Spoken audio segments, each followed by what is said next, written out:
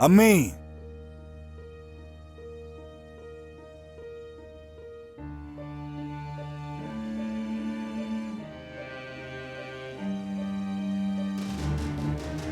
आपको पहचान ही नहीं पा रही मैं। कैसे इंसान बन गए हैं? ये सब कैसे हो गया? मुझे कुछ समझ नहीं आता।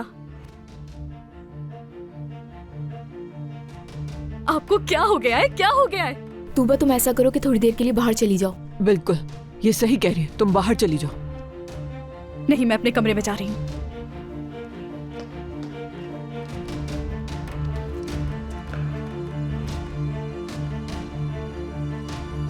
अम्मी, ये जो कुछ कर रही हैं उसे रोक दें। देखें अम्मी, आप इस हकीकत को नहीं बदल सकती कि नसरीन अब मेरी बीवी है और मैं वाकई इस सब से बहुत थक चुका हूं। मुझे मजबूर मत करें कि मैं कोई और फैसला ले लूं। अम्मी,